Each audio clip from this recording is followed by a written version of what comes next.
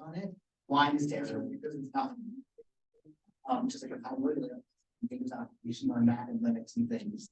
So if you install that, because you don't, I mean, it could be a pain to install it. It's whatever, but like it's yeah. It's so windy out there again, right? I'm like, oh no, I hate the wind when it gets going like that. Sometimes it'll make all the panels in here rattle. So at least it's not that windy. That's always like a little supernatural when everything in here is going like that. And it's the first because the past 3 Wednesdays we weren't here. So this is the first Wednesday that's been here in 4 weeks. So that's crazy. Has it been that long? Really? Yeah, because last week if you weren't here, right? The week before that, it was the exam. The week before that, it was a flex day. You're right. So it's like, right. Well, happy Wednesday. It's good to see you all on Wednesday. It's wild too. If you're looking at the schedule, we have something like 7 classes left.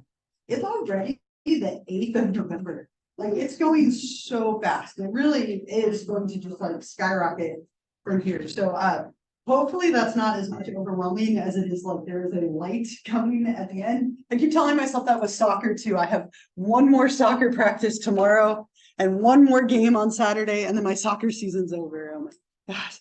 For I'm coaching 2 teams, but we made it to the championship game in one of them. So I'm very ready for this weekend for that. We get a trophy no matter what. And I promise them ice cream if they win. I'm like, you got to win. I want ice cream. Let's go, kids. Right? Little 10-year-olds, I'm bribing them with ice cream. It works. So my point though was that we have like 7 classes left. So hang in there. We're definitely getting there. And if you're looking at the schedule too, like I did plan to miss Thanksgiving break. I think I mentioned that before, but it's been in the schedule the whole time. My whole family has the entire week off, as we should too, but we don't. So I am giving you the week off. I can't control everybody else, but we won't meet that week. I'll probably give you like one assignment that week to do just so that we don't fall behind, but I have been planning for that since the beginning. It's in the syllabus. So yeah. Why do we not have the week? Yeah, it just comes down to a matter of days. If they give us the week off, then we have to start the semester earlier or end it later, and then it interferes with other stuff. I don't know. It's a whole battle. They gave it to us 1 year. We had 1 year where we had the whole week off, and then they never did it again. So I don't know. Sadly, it's out of my control, but we won't have class. Some of you have me for 2 classes, so like that's 2 of your classes that won't have class. Anyway, so we'll go back to where we left off. We finished all of the odd disorders, and we finished all of the dramatic personality disorders, ending with histrionic and narcissistic. And so today we'll look at the last 3, the anxious personality disorders, with my favorite one at the bottom. And then we'll look at some causes and treatments, and then I have a little case study or like little activity that we'll do as a review. The anxious personality disorders are dominated by anxiety, right? As you would imagine, right? There's a lot of like anxious and fearful behaviors that come with them. So we have avoidant, dependent, and obsessive compulsive personality disorder. So 3 within this cluster. So let's start with avoidant. And continuing to write like a few like words or phrases up here for you.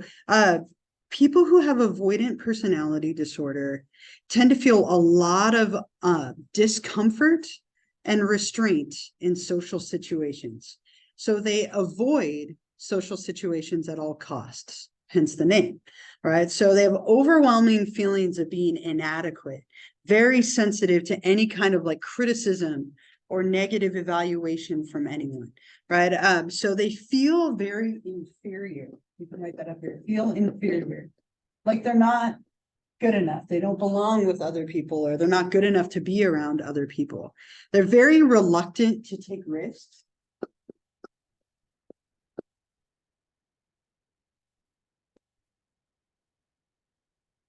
Because they're afraid of being embarrassed.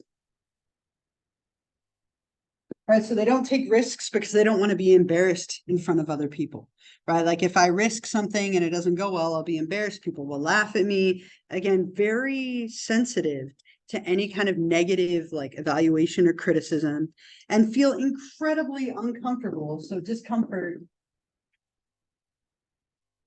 in social situations. Not uncommon for this person to be intensely lonely. They want to be with other people. They want to be around others, but they have so much fear of it. They want close relationships, but they avoid them because they're afraid of being shamed or embarrassed or ridiculed or rejected in some way. They don't tend to take a lot of risks in anything that they do. They believe that they're like unappealing or inferior to other people. Very similar in a way to like a social phobia, but it's much more global, and it has a lot to do with like fearing relationships because of that embarrassment element that can come with it. So again, very lonely, wanting the relationships, but being too scared to engage because of the consequences or things that could happen as part of it. Dependent personality, a little bit different.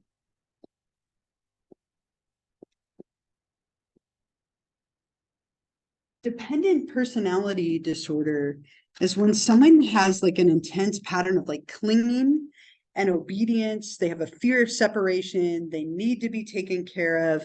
So some things we could put up here. There's a lot of like clinging to another person. Very submissive.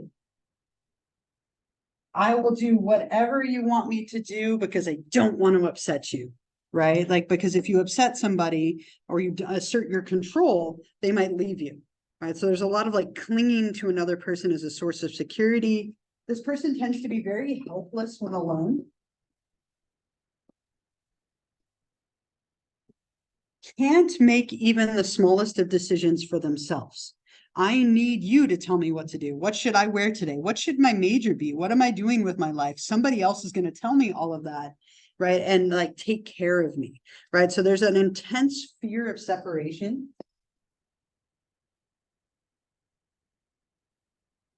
And they oftentimes will choose an individual and just cling to them for dear life, right? It becomes their source of like dependency and support. Every decision and choice will be kind of left up to this other person. They might go to excessive lengths to gain support or nurturing from other people, especially this person that they've decided. They rarely disagree with people because that's a threat to like harmony and connection, often feeling helpless or uncomfortable when they're on their own. So just kind of looking to somebody else for everything.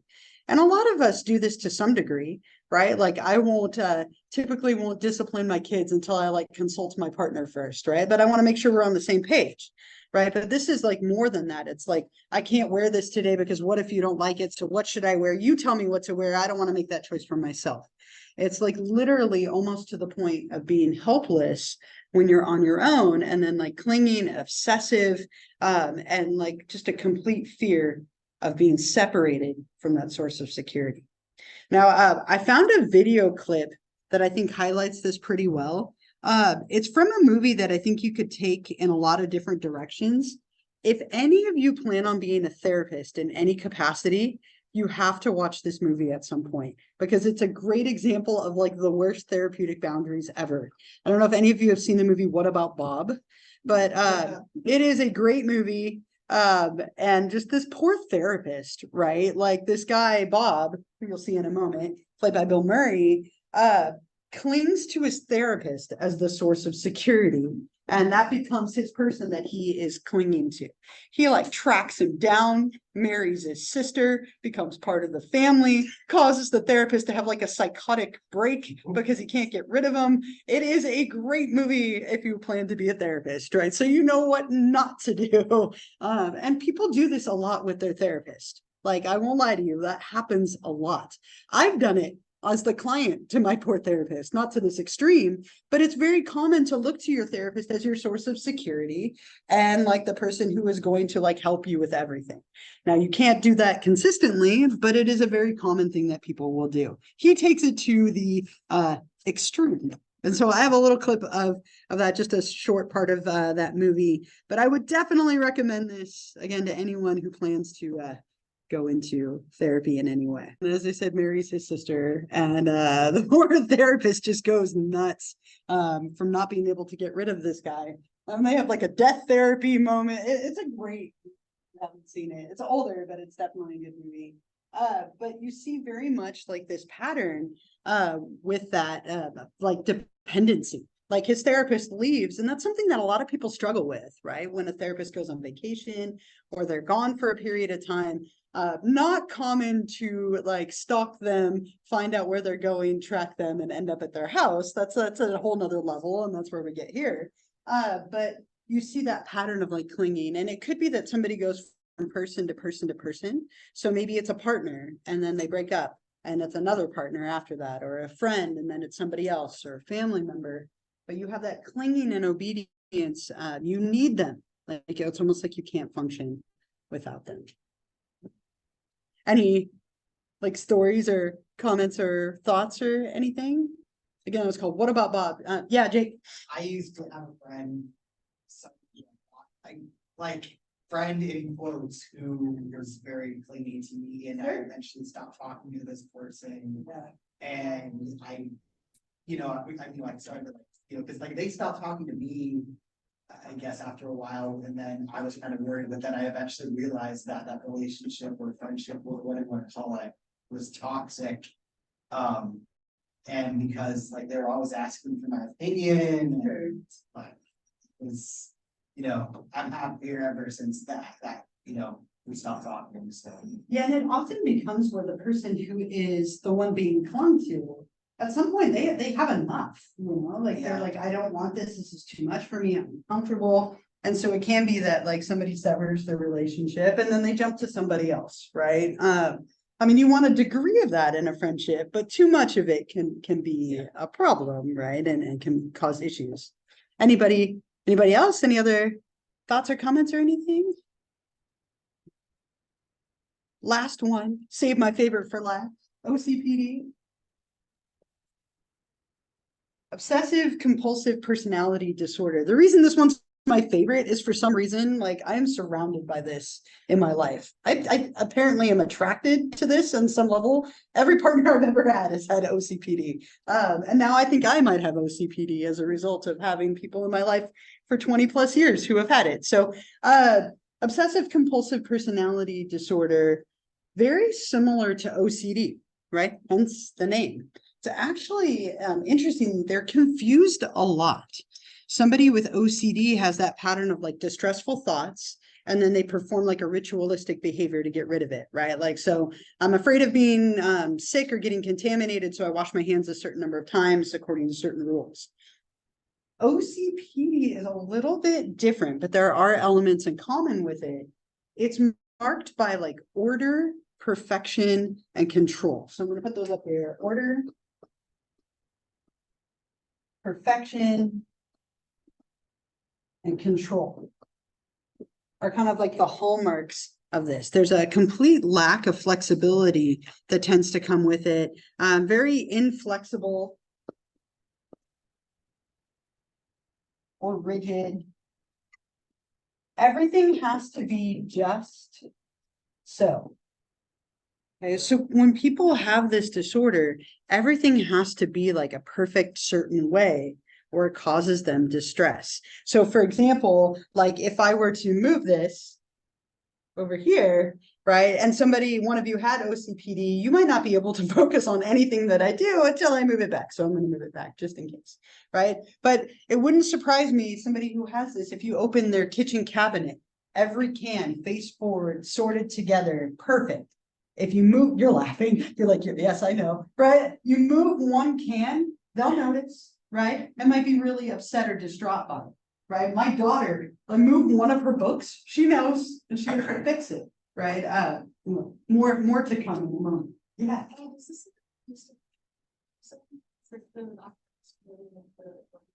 So there's no like communication issues or language disruption. That's really the only thing that is common between the two. Everything else, like, people have a very different presentation, but that one element is common. Yeah, Jake. So this kind of reminds me of something funny like 10 years ago. Like I used to manage this like folder of music or audio stuff or big MIDI music files on a website. And my old website, not the new one I have now, but basically I had this obsession where the folder had to have a number of files that ended in the number 0 or the number 5. So like basically like 15 or 20, like no, like basically the number of files had to end with a 5 or a 0. And for some reason I was really like obsessed with that. I don't know why. It was weird. But And that's more like OCD, I think, a little bit. Yeah, Like, sometimes with OCD, which again, very similar, right? OCD, oftentimes people have to have things even or odd or everything has a balance. Which one is more like everything has to just be perfect, which could also be part of it. So let me tell you, I have a story of OCPD here. So when feels weird to talk about this person because it's been many, many, many years. I've been with my current partner for like 20 years. So to talk about anything before that feels odd. But my first partner that I ever had, right, we were together for like 3 years or so, way back in when I was in community college. Right. So we had been dating like 4, 6 months, somewhere in there. And we were going to Disneyland together for the first time.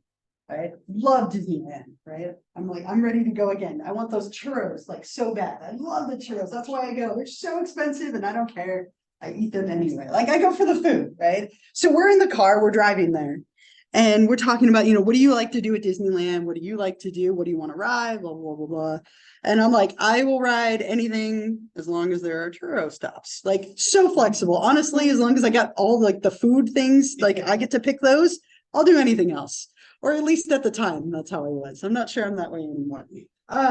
So, she's telling me what she likes to do. I'm saying what I do. We're on the Mickey and Friends tram, like still talking about it. Like, I like to have a plan. It's good to have a plan. Disneyland's expensive. You want to make the most of your time, right? But it went a little beyond that. Just a little beyond the plan. So we get into the park and this person, Kristen was her name, right? Kristen's like, okay, we're going to go over to Splash Mountain and we're going to ride Splash Mountain because that one gets busy later. So let's go ride that now. And then after we ride that, we'll get a fast pass for this. And then we'll go ride this while we wait for that fast pass. They don't have fast pass anymore, right? Now it's all the genie, but like 15 steps of a plan. Again, I was like, churros? Where are the churros? There's one by there over there. There's one by the Haunted Mansion. They open at 9. Right? She's like, oh yeah, we'll get churros here and we'll get churros here. I'm like, fine, let's go. Right? Sold. Didn't care. I'm fine with a plan. Plans are good. But we get in the park and we go to Splash Mountain, number 1 on the list, closed. Ruined the whole day. Ruined the entire day. Poor person could not recover, right? And here I am in like community college and like already like on the path towards psychology. And I'm like, oh, this is interesting. But I'm a very patient person, right? So we get in, we book it to Splash Mountain. I'm like, why are we going to get soaking wet right off the bat? But okay, whatever. Like, fine. Churros are coming. I don't care. So we go to Splash Mountain. It's closed. And like, she literally could not move on with her life. It was like, well, now what? And I was like, oh, no worries. We skip item 1. Let's go to item 2. Just keep going with the day. It's the first item that's actually the easiest. Let's just the day, right? Couldn't do it. Right, she literally was so stuck on like the order and the control and the perfection of it has to be this way that we couldn't move on. It took her like 4 hours to move on from this. And it was like me being like, come on, let's go. Like, so we go to Haunted Mansion. The whole time we're on the ride, it's like, well, we could do this instead. And then we could do this and like, shh, enjoy the ride. Like, shh, right? Like the whole time we're on the ride, she's like trying to fix the plan. The whole time we're on the next ride, trying to fix the plan. Like just like upset about it. And that is so common with this. Like everything has to be perfect where it really, really gets to you. And again, I'm super patient. I stayed with her like 2 years after that, right? Because I got my churros, like it was fine, right? I didn't care. But it's so funny. Fast forward like 22 years. Now when I go to Disneyland, I'm like, all right, let's go in the park. We're gonna go here, we're gonna go here, we're gonna go here, we're gonna go here. And part of that is because we have kids, right? And so you have to have a plan. But it's so interesting to me. So we were together like a couple of years, right? 3 years. And then I started dating my partner that I'm with now. Right? When I went to like her house for the first time, I was staying there for like a few days. And she was like, if you could do me a favor and not sit on the couch. I was like, what's wrong with the couch? And she's just like, well, I like the couch cushions to be a certain way. I was like, oh no, not again. Serious, like, right? And so like, and I would sit on the floor.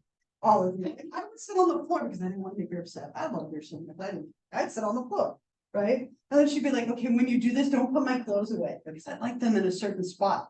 Like, okay, I will do the laundry down. It's fine with me. I'll wear the laundry. Right. And then it was like, when you do this, don't do this because I like it. No, I don't like the way you did that. I'm gonna redo it. Like her clothes had to be organized by color, 1 inch apart between each hanger.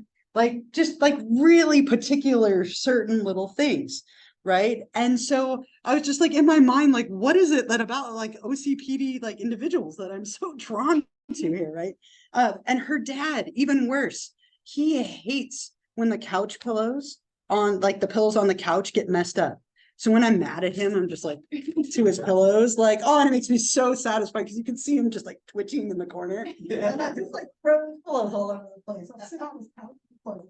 Really shut it down. Well, right? I have to be able to do this thing. But what's funny to me is 20 years later. So my partner and I have been together 20 years, right? She has mellowed so much. Doesn't care where her clothes go. If they're clean, they can go in. I can sit on the couch. She'll fix it afterward. Like fixes it after our kids every night. It happened last night.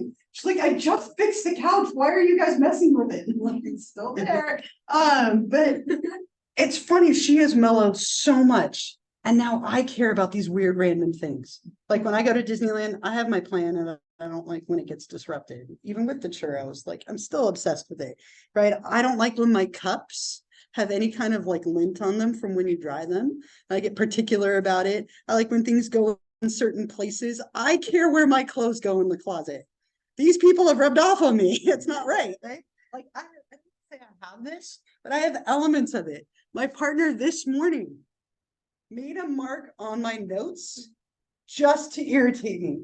Do you know how badly I want to reprint this? Because I cannot stand that it's there, but I'm leaving it here because it's good for me, right? But like, I hate it, right? And so after all these years, like of like having people with this disorder in my life, now I feel like I have bits of it, and that can happen sometimes too. So just this is my favorite, and my children. Oh my gosh, Kaya, my oldest, like she's totally like this kid over here with the ruler. Everything has to be perfect and just so, and I can't blame her. She has 2 parents, one who definitely has this and one who like is on the verge of it, right? And so like with her, if I move her stuff in her room, she knows, and she's irritated by it and has to move it back. If I don't do things perfectly, has to move it back. If we make a plan and then don't follow through with it, oh, it's the end of the day for her, right? So it's so interesting with this disorder. For whatever reason, I am very drawn to this disorder. So a lot of you like nodding and laughing. Anyone other stories or comments or anything? Yeah. Me too. Yeah. Every once in a while, and it's just people from all over the world, right? And once in a while, you see someone like lining all the tiles up, just making everybody wait. Yep. You get a fact together. Yeah. Chaos. Yep. Has to be, everything has to be perfect. I should find the picture. We went on a cruise last year, and I have another one in March. 143 days to go. Not that I'm counting her, but we went on a cruise last year and we were on the airplane, and my daughter took a bag of gummy bears and separated them each by color onto her little tray, like by color, and then ate them in a particular order. Like I was like, oh no, I've passed it on. Like we passed it on. Like everything has to be right, just like that, arranged perfect. Yeah. I'm like this a bit. It was a lot worse when I was younger. Like when I was really little, I don't remember this obviously, but I've been thinking about it a lot. My mom always had to be the one to like wake me up and get me out of bed. Sure. And so one time she was like doing something, so she told my dad to wake me up, and I would not stop crying until my mom came, tucked me Because it was a break of routine. Yeah, like turned off the light, closed the door, and then came back in to get me. Yeah, right, and it's that like everything has to be like just as I expect them. And I think most of us want things to be the way that we expect them to be and want to go with the plan. But you can adapt if it doesn't. Someone with this disorder cannot adapt if things get disrupted. Yeah, I'll go back and look. One of my friends has like OCD and like I have ADHD, so it's just like a little bit of the opposite. Sure. Anytime she would come over to my parents' house, when I lived there, my room was just always a mess. Mhm. And she'd come back with, let me just do, it just needs to, let me just move this. Sure. Let me just do this really quick, like 5-10 minutes. Yeah. Great. And then I just sit there, I'm like, no, like, you don't have to do that. We can just like go downstairs or like somewhere else. She's like, no. Here, I need to do it. And cleaning your room for you and organizing it, right? Everything having to be just so, yeah. So me and my buddy always we'll ride dirt bikes for the day, like on weekends here and there. Uh-huh. And we have a routine where we take his truck, his truck is perfectly set up, and we fill up our bikes in the back and like our gears and like our tools in the back seat. And every time we have to like load up and go home, we always leave like sunset. And I'll go load up the bikes in the back and do all the like majority of the work and I come back and still like organize all the tools and stuff. Like, oh, it's already again. Uh-huh. It's like so annoying, but Yeah. And it takes time, right? Yeah. Everything has to be that way. And you can push people a little bit, right? Like when people have this, like as much as I hate this, and like it's good for me, right? Like, and I left it. I could have reprinted it this morning. And I left it. I'm not happy about it, but I left it, right? And like it's those little things of like, we're gonna make a plan, but let's change it a little bit. And like, okay, you can put your tools away. I'm gonna take this one, or like, we have this much time. Like little things can help people to kind of overcome it a little. Right? if you notice me, I can just like move it all around. Yeah, Like, it's too easy, right? It's way too easy. Like with those couch cushions from my dad. They're like, oh, my father-in-law, he pushes my buttons, so I push his. Yeah. Okay. Sure. Irritates my colleagues at work, and especially my friends, Yeah. because any minor inconvenience I do not do. Doesn't faze you. It fazes me. Like one time, work, this we had like a little mix up, I guess you could say. And then I said, okay, fine. And then I just went to the bag, muted myself, here you go, right? Yeah. And then my manager was just like, where'd you get this out of? I'm getting this out of. He's like, why'd you do that? I was like, It needed to happen. Yeah. And then movie and IMAX and the theater, I don't know what time, I think it was 25 or something like delayed everything. Like, okay, fine, let's just catch it somewhere else. Mhm. And my friend was like, are you not upset? Say movie. Yeah. And so Yeah. And that's a skill, right? That's a life skill. I mean, it's good to have flexibility, right? And it's good to have a plan. But the point here is that like you can't move past it if things don't work just right? Or can't move on if like the things are moved, right? Like if I move this just a little bit and somebody has this, right? Like it might distract you so badly, right? That you can't move forward, right? So again, my favorite, I suppose, of all of them, if I had to have a favorite. Any other stories, questions, thoughts, anything else here before we keep going? Using, especially people with autism, like creating jobs and maybe companies for things they're good at. Yeah. Yeah, I mean, and it's a skill. I mean, it is a skill too, right? It's important to be organized and it's important to like have a plan, right? And so, yeah, finding jobs that allow you to micromanage everything, you might excel at it so much with that, right? It's a skill. It's a skill, just like the flexibility is. So, some causes of these. The current thought with personality disorders is called a psychodevelopmental perspective. And what that means is it's a very like multidimensional risk perspective thing, kind of like we talked about with eating disorders. And in this case, it's almost like everything builds on what came before, right? And in a way, I should probably put these in a different order because it's thought that there is like a biological genetic element to them. And then what happens is somebody has that biological genetic element in place, which then is going to change the way that they are when they're a baby, which changes the way that their parents respond to them, which changes like one thing to another, and it all kind of snowballs. It's like it creates the perfect storm of factors together to create these disorders. And sometimes it's a life event. Like when we talked about borderline personality disorder, maybe somebody was abandoned or had like a trauma when they were younger. When we look at like some of the other ones, like dependent personality, maybe somebody left or wasn't there for them when they needed them to be. So they become dependent on others out of that fear, right? Or somebody had a really bad moment of being embarrassed socially, right? And so they avoid relationships, right? It's kind of thought that everything just kind of snowballs, right? That your biology shapes your like early childhood experiences, which shapes the way you think about the world, which shapes the behaviors that you do, right? And everything just kind of interacts. Now, some of them have like more specific key factors than others, like borderline with like abandonment and so on. But it really is thought that everything just kind of snowballs and clusters together to create a personality disorder. And they are very difficult to treat because it's your personality.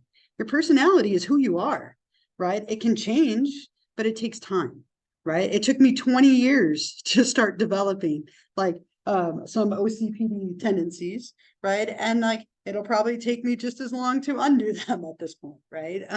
So it takes time to develop, they take time to go away. And treatment with these are so ridiculously difficult. The obstacles. So think about each of the different ones that we've talked about.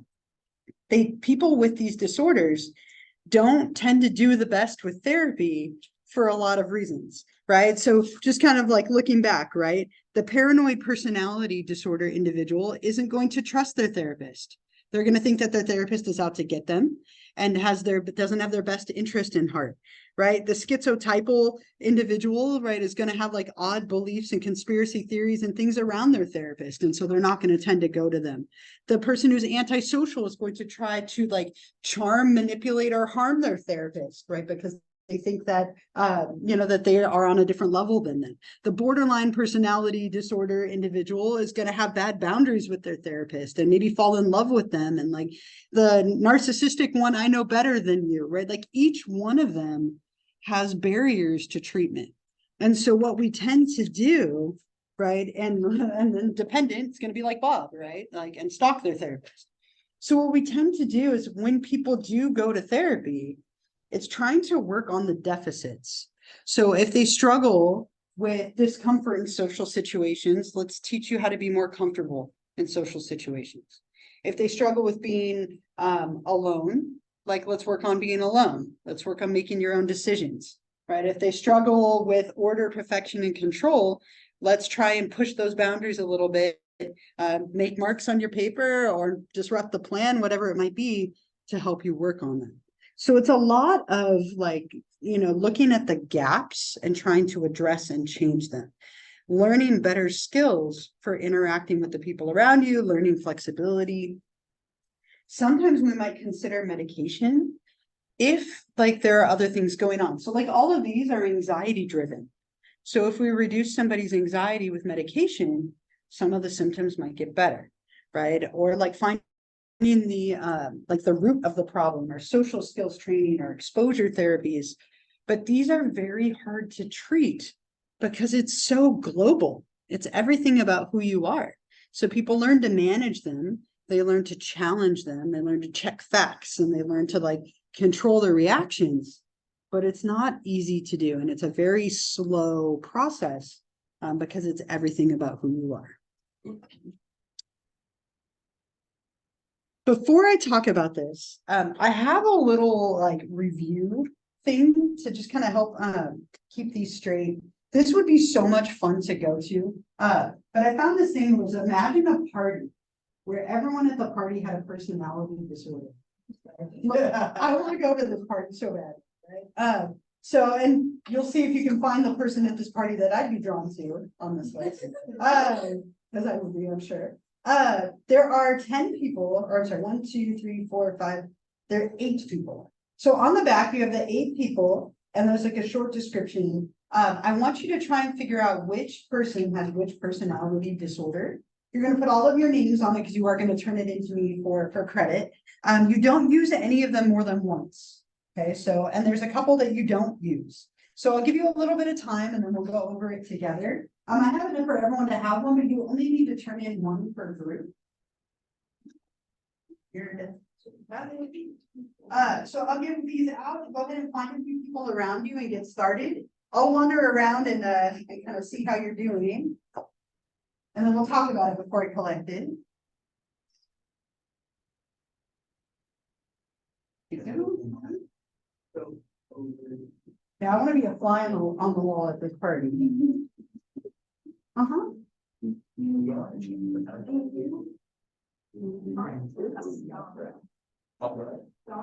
writing better last.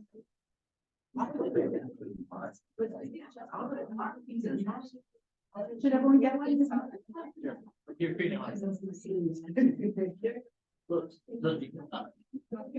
But it's still keep waiting. Together.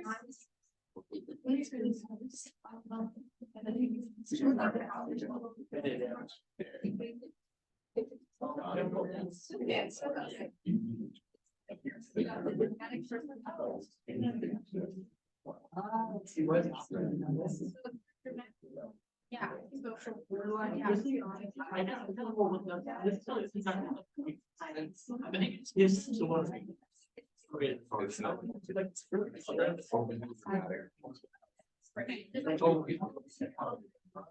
Oh, yeah, she's back.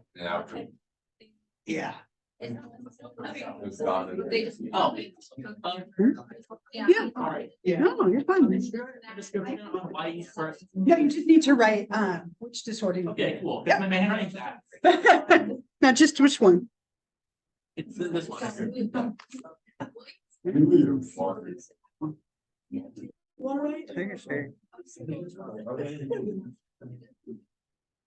you want to let it go?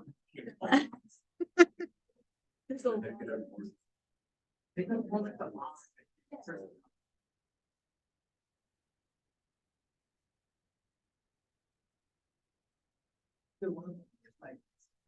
this one's sustainable.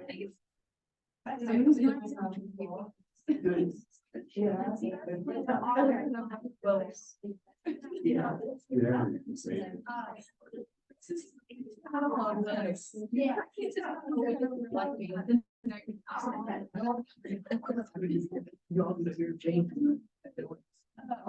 It's like putting myself in. Oh, oh.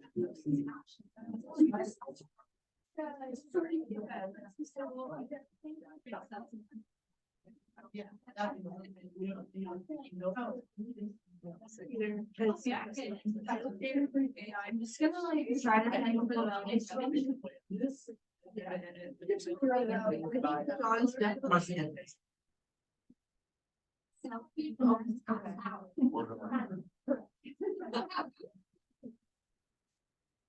So good to know.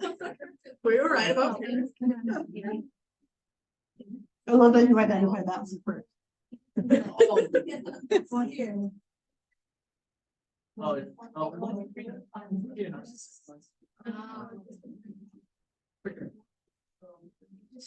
could be not.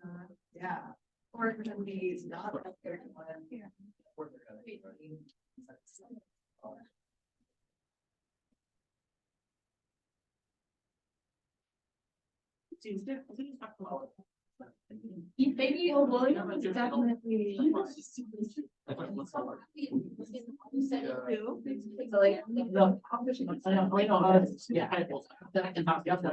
Yeah, definitely.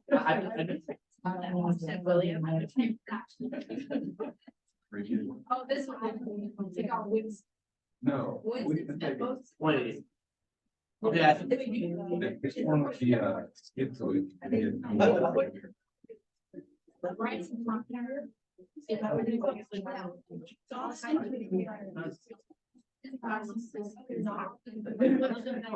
We're obviously for officers.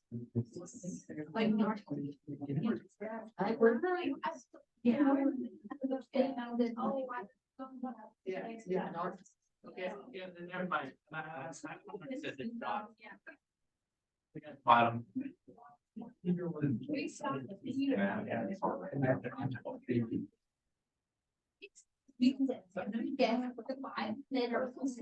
Oh, wait, I'm not.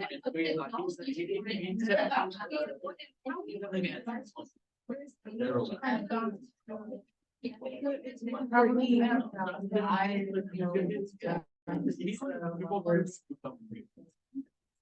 Nurses, yeah. You heard is probably. He said it could be. Yeah. She doesn't want, she got erratic emotions. At the same time, she buy them or. So Sherry's. Yeah. Of course. Precise.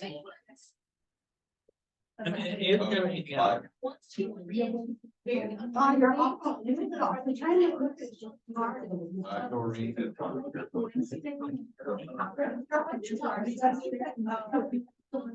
How many erratic emotions? Yeah. I think that would make more sense. It's not as extreme as.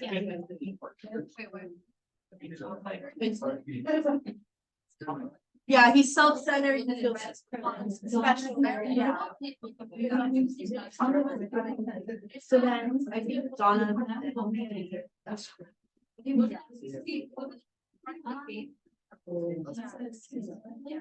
I think actually,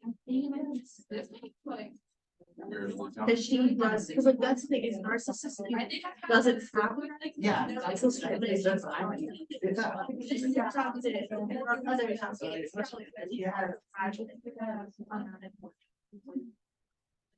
yeah, yes. Yeah.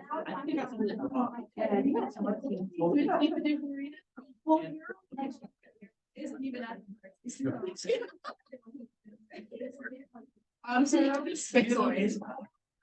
Because they go to.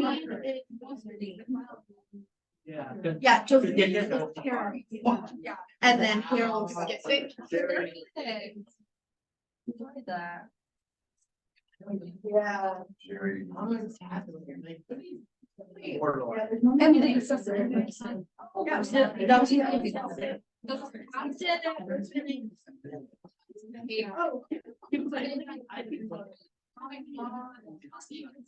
this was that's how street happens. Now it will be diagnosed.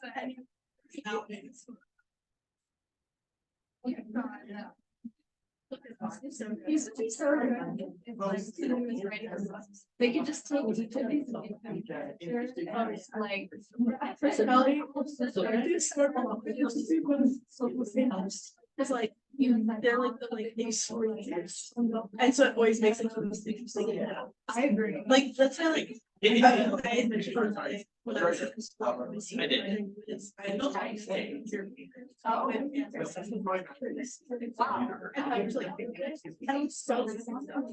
Don't know. Like.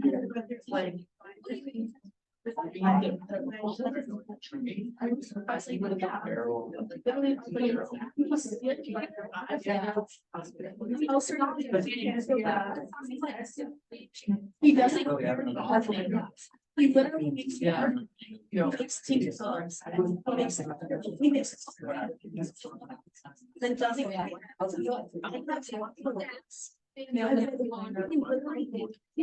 was like, used to play a lot. Without any regards for his personal. He's literally. I was like, I feel like I could watch it. He wasn't once upon a time. Yeah, you're gonna say like to again, and then it's like more. He's just. Both of the guys who had that sport. Who Take people. He's like, no, actually, you can't be friends if you wanna go home.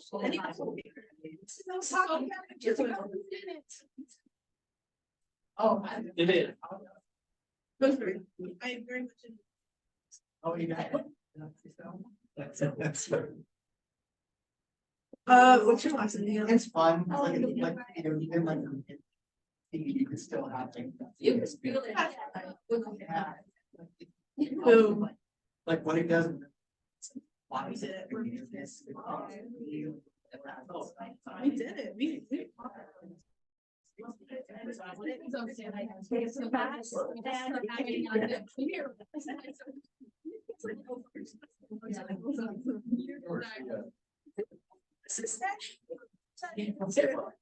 have to have one to walk through the door of this party. Imagine like a therapist in the corner and like. You know, it's so funny because like my mom's a sociologist. It's so funny how you just like look at the text, start listening to people in your family. And I'm like, oh, it's a lot of mental illness.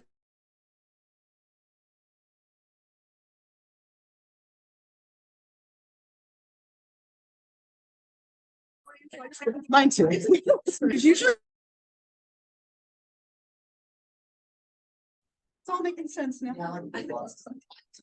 Yeah. When world's I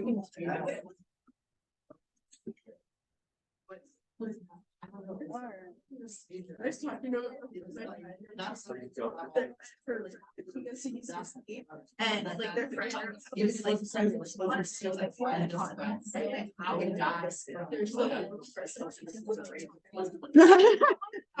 I need more. Right. Tell me about your mother. It's always the mother.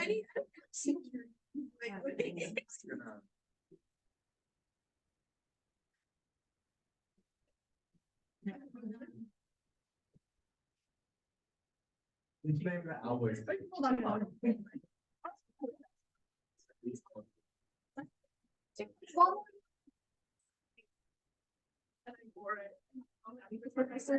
Every time she's like, well, you know, referencing Olivia's shirt, Roy. Roy is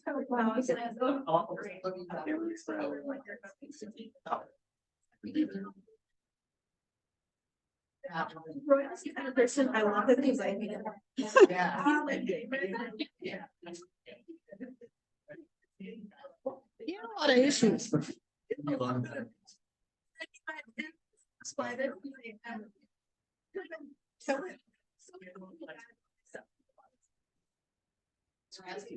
Like dies addiction. Yeah. Like you the most famous psychologist of all time, but anyway,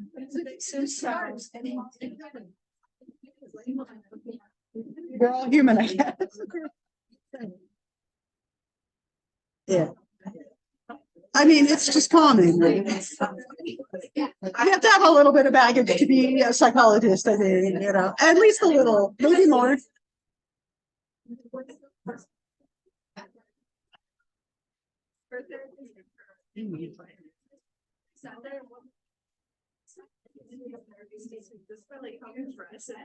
It's like my sister dresses exactly like her therapist. And I am like my therapist is piercings, like wears funky clothes, and my sister's therapist is like they like jeans and the boots and like that's very well like clean put together like and I looked over and I said,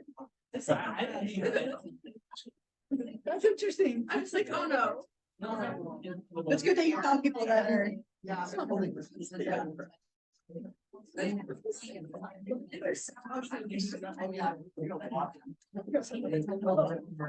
She's like very feminine in her 60s. So.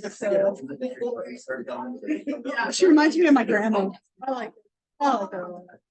Like, will you be my grandma?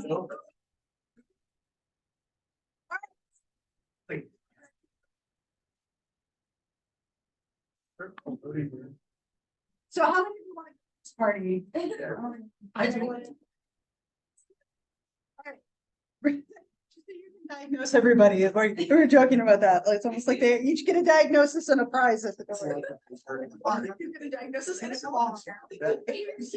Okay, so let's go through these together. Anyone wants to share their thoughts on Donna? What do we think that Donna has going on? You want to talk about Donna? Yeah. She's very histrionic. Okay. Yeah. What made you think that? You're correct. But yes. So what were you thinking? She instantly wants herself to be the center of attention. Yeah. No matter what, and multiple slaves, don't be everyone. Yeah, exactly, right? Center of attention, dramatic, shallow emotionality. Donna, very histrionic. Remember, histrionic, hysteria, that like drama, they kind of go together. How about William? What do we got for William? Anyone have a thought on him? I feel like I should go like this to help you. Schizotype? Yeah. Oh, schizotype. Yeah, right, the odd thinking, the odd perceptions, very much like NEPAD that helps you. The stories are meant to help you, right? How about Sherry? Anyone have a thought on Sherry? What do we think for her? No? Yeah, thanks. Borderline. Yeah. Disorder. Mhm. She's just like, she's very, like, she's like super attached to someone one moment, but then Yeah. the minute they say something, she's like locking herself in the bathroom. She's like, I'm gonna swallow a bunch of pills. But then when her friend's like, okay, you need to go home and like take care of yourself, then she's like, no, I don't want to be alone. Yeah, So it's like the back and forth. that reactivity, Yeah. for sure. Yeah, I think that fits Sherry really, really well. How about Winston? Yeah, for Winston.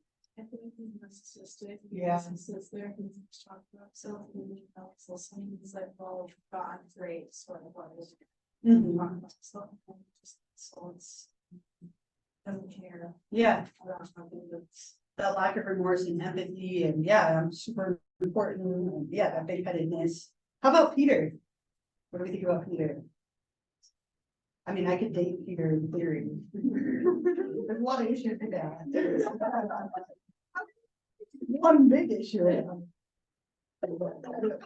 I can stop there. I was gonna keep going. I don't know if it's a big issue or not, or whatever. I don't know. But I'm not dating Peter, but what do we think about Peter? I'm done now. All right. And anybody? Peter. Yeah. OCPD, right? Like, I mean, it was probably obvious, right? So Peter, with this, like, everyone gets a certain amount of time. Yeah, I'd probably be attracted to Peter on some level, right? We can be friends. How about Doreen? Anyone with Doreen? What do you think for her? Yeah. Paranoid, right? Why'd you put that? It fits perfect, but yes. She's just very, like, she sat outside for several minutes. Yeah. Right. She's like. Yeah. Yeah.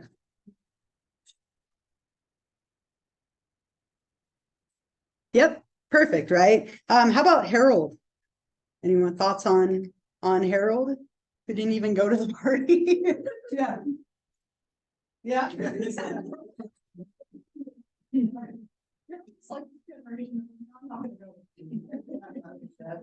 So these people, what did you think for me?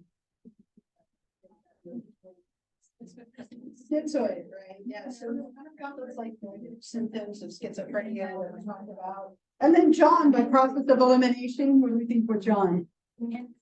Antisocial, right? So you won't have anything like this on the exam, though this could be fun, like another party, right?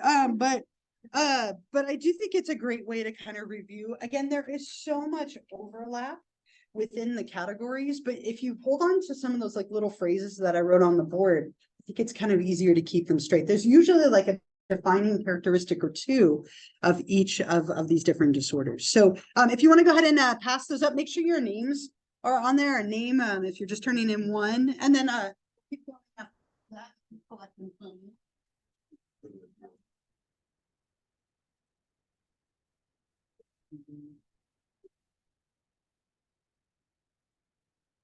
We can want the one we didn't. No, you can keep it if you would like to. All right. All right, do I have everyone? That is me. Thank you. And if you want an extra copy of it, I do have some if you want one. Before you leave, I won't mark it, I promise. Right. Maybe. All right, one last thought with this chapter, before we move on. And I mentioned this at the beginning, these are very like controversial disorders, right? Because it's your personality that we're talking about, and they're so difficult to treat. So they're very, very often misdiagnosed, right? So I will share this with you, right? When I was a teenager, I was diagnosed with borderline personality disorder. I don't have borderline personality disorder at all, but I was diagnosed with it as a teenager because I was showing some of those signs, right? And it was more like because I was a teenager, right? And that's what fit. I totally don't have this. When I went to therapy for the first time as an adult, it was in my file from 20 years ago that I had borderline personality disorder. And my therapist, like, you could see it all over her face, like she was afraid of me because of that diagnosis. right? And then like we had to work through it. It became like an identity for me because I was told that I had it. My therapist was like, I'm a specialist in BPD. You don't have BPD, like at all, right? And it changed everything for me. Like these can cause people to really view themselves very differently. And that was the case for me for like 10, 15 years of my life. I thought I had this disorder and I would tell people I had it. I told my partner I had it, like totally didn't have it. Like I was just a teenager and I was going through stuff and like it appeared like this disorder. It can look very different from person to person. They're very commonly misdiagnosed because it's who you are, right? And it can look different from person to person. It can vary wildly in your judgments. There's so much similarity with these, and they can really affect the way that people view themselves and view others. There's a lot of stigma with them as well. So it's interesting in the current DSM, we now have these where they exist on a spectrum, right? So in the past, it was like you have it or you don't have it. And now the way that we view disorders is it's like it can be mild to moderate to severe to profound. There are some discussions about better ways to classify these. So other places in the world don't use the DSM like we do. In Europe, they use something called the ICD, the International Classification of Diseases. And there's a lot of overlap, but there are things that are different too.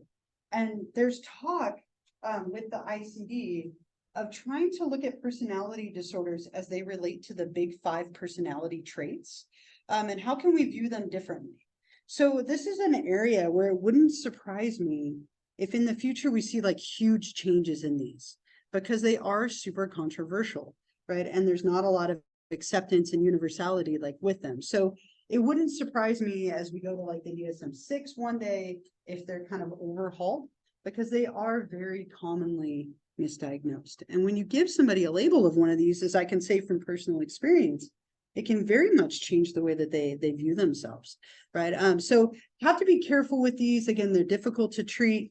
And one last time, just to remind you, you can typically only have one of them. So when you're working on your papers, if you're not sure which one your character has, pick one and run with it, right? And then you can talk about how they might have elements of other ones, but they can really only have one, right? As a side note. Yeah. At what point does a personality disorder stop being just a regular personality and start being a disorder? Yeah. Just like that seems to be kind of right, a muddy line. Yeah. Well, and you could go to 10 different therapists, right? With presenting the same way. 5 of them might say it's a disorder and 5 not, right? So everybody's going to have a different line. And I mean, that's the case with anything. Like, when does anxiety go from being normal anxiety to a disorder? When does a personality disorder just go from like a little bit of preference to a disorder? Generally, we say it's when it's affecting your life and your relationships, right? And your ability to function in the life that you have. So if it's interfering, then we tend to view it a little bit different. And at that point, we might qualify it as a disorder. It's a great question. It's one we can't really answer, right? It's tough. Any other like thoughts or comments, questions, stories, anything? Yeah. Diagnosed in the one before it. How do you mean? DSM, the version before it. So the personality disorders didn't really change from DSM-4 to DSM-5, or even the text revision. They're the same 10. The only thing that changed was viewing them on a continuum. But the second you open up the continuum, the number of diagnoses went up a lot. Because instead of having to have it in like a severe way to qualify, you could have it in a mild way to qualify. So what we saw was a lot more diagnosing of people with disorders because you could have it mildly for the first time. So more than changing the disorders, it was like changing the way that they're viewed. If that makes sense. Yeah. Yeah. But the way our therapist diagnosed my ex-husband is, she brought the well, we've been seeing her already like 7 years. Mm-hmm. Kind of fun time. Just sticking with her.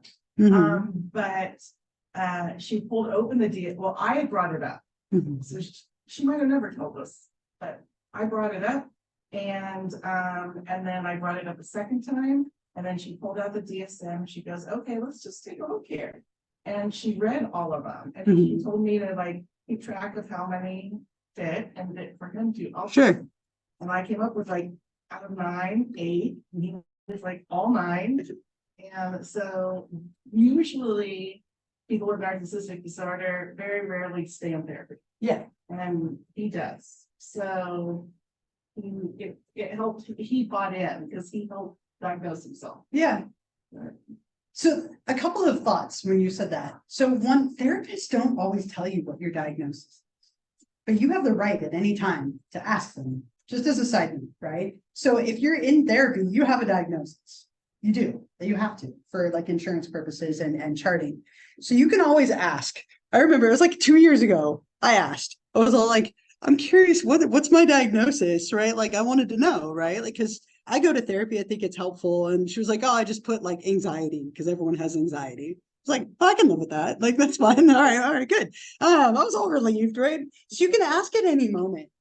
And it also reminded me, I just told you that like as a teenager, I was diagnosed with BPD, right? With borderline personality.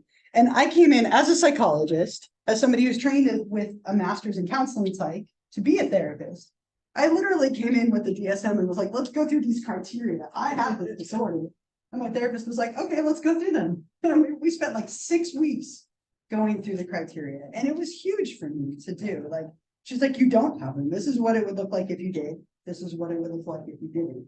And so sometimes going through those things like that can be really helpful for people, right? To see what does it look like when you have it versus when you don't, right? Because they can look very different. Right? And it just really gives you time to like break it down Mhm. and Yeah. So just as a side note, it made me think of that. But yeah, I literally came in with like a PowerPoint.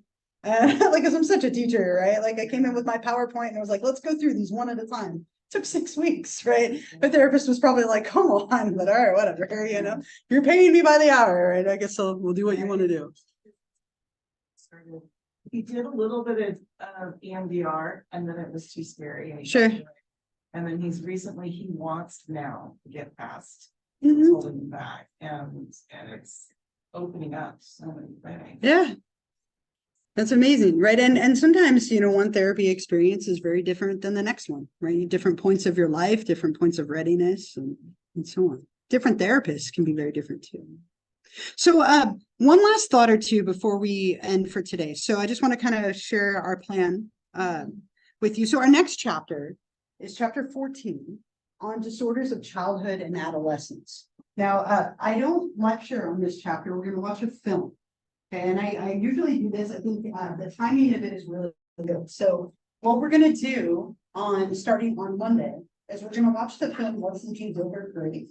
It's an older movie, but it's a fantastic movie for discussing a lot of things as it relates to the main character, who's played by like a very young Leonardo DiCaprio. Okay, so what I want to point out is a couple of things. So what that means is you're going to want to read this chapter on your own. Okay, I'm going to be giving you a worksheet. Give me like 1 more minute and you can, and then we'll be done. Oh, it's okay. Just so I don't have to yell. I'm going to be giving you a worksheet to fill out as we watch the film, and you're going to be listing criteria that you see in the film. You're going to be coming up with which diagnosis you think he has and then causes and treatments. This is going to be a beautiful way for you to practice for your paper that you're writing. Okay, so this is exactly what you're doing in your paper, just on a smaller scale, where you're taking a character in a film, right? And you're going to look for like symptoms that they're showing and then put them together to get a diagnosis and the causes treatment. So I think it's a wonderful way to practice for that. And it's going to be a really good way to bring it all together. So on Monday, we'll start the film. I will post a link to it on Canvas if you miss one of the days next week. That way you can still watch it and finish it.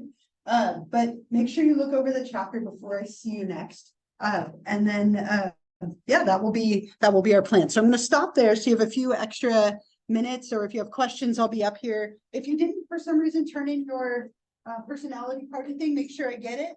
Have a wonderful weekend, and I'll see you all on Monday. Have a good day. Thank you. You too. All right.